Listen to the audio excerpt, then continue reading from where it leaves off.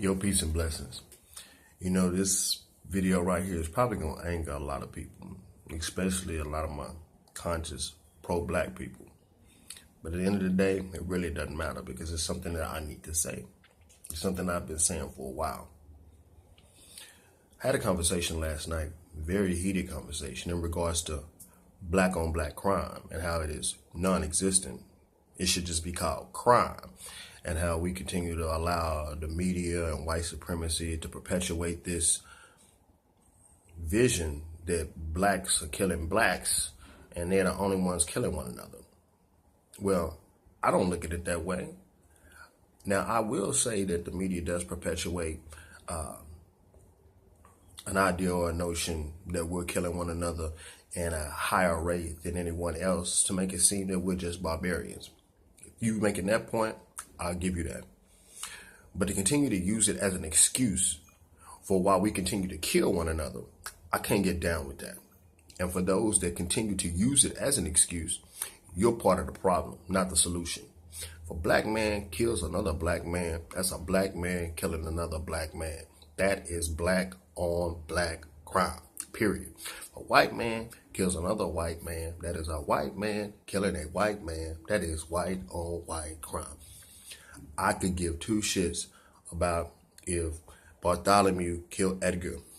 I do have a problem when Tyrone kills Johnny. That's when I got a problem. We cannot continue to allow ourselves to fall victim to the programming that we speak about all the time. And you got to pick your poison. If it's not going to be a race issue and it should just be crime, then when a police officer senselessly kills another black man, just call it crime. Don't make it a race issue. But you're not going to be able to do that because that's not going to push the agenda. So think about it like this. If you are at war, but your soldiers continue to kill one another, how do you expect to win the war? As a matter of fact, the only thing that's going to happen is you're going to help your adversary defeat you because you won't have the numbers. They'll sit back and let you kill one another and then keep throwing flames on that fire. I came up in the gang era, and yeah, proximity in a lot of ways does have a lot to do with it, but it's not totally it. It has to do with economics. Economics, they produce a false sense of power and respect. Because I've watched gangs travel across state lines to war with one another. And yeah, that's something that takes place in all nationalities and races. And yeah, I will say that it's something that the media does project more so. But guess what? We continue to allow them to perpetuate it because we're not doing anything to cease the issue.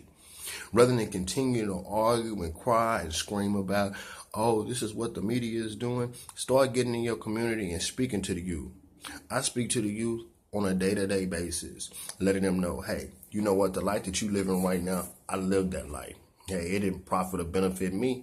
I'm glad to damn be alive.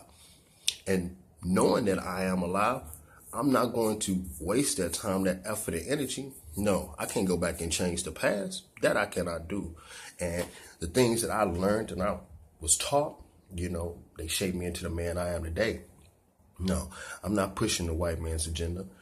As a matter of fact, for those who continue to use this as an excuse for why we keep killing each other, you're the one that's pushing the agenda because you are giving license for us to keep killing one another in the name of systematic programming. I mean, get your mind right. Because if you were able to, quote unquote, elevate yourself past this way of thinking, then that means those that were around you had the same opportunities to elevate themselves past that programming and that way of thinking. Whether or not they chose to do so was on them. And that's what I'm talking about when I speak about black on black crime. We have to have some accountability for ourselves. You don't want to have accountability for yourself. You want to keep blaming somebody else for why you want to act a fool. That's on you.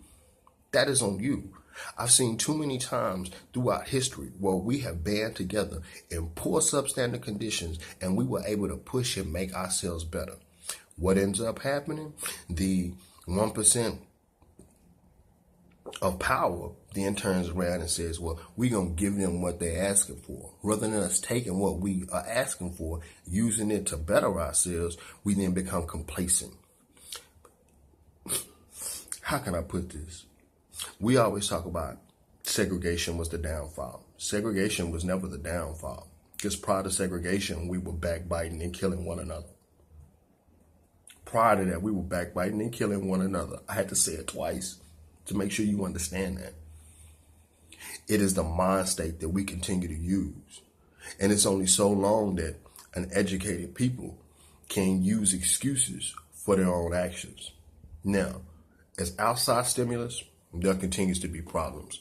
I'll never, ever say that that is not the case, because there is a lot of inequality when it comes to jobs, when it comes to pay on those jobs, when it comes to maintaining infrastructure in areas. That's how the projects came about. But we have to take it upon ourselves to start doing some things for ourselves. We have to start taking some accountability and responsibility for the things that we do. Failure to do so will continue to be in the same rut that we have been in for the last 400 to 500 years here in America. And even if you look on other continents where we're having similar issues, it all stems back to the same thing. And if you know your history, you know that, hey, most of these techniques are techniques that we founded thousands of years ago, and now they started to be used back on us for our transgressions against one another. We allow a people to overtake and take us because we lost our sense of pride and unity. And that's what's happening in our community today. We lost our sense of pride and unity with one another. We quick to talk about how everybody else is doing this and doing that and holding us back, but we never want to talk about how we're holding one another back. Get yourself together. You got a problem with it? Hey, go talk to yourself. Peace and blessings, Anti-Nation. 1.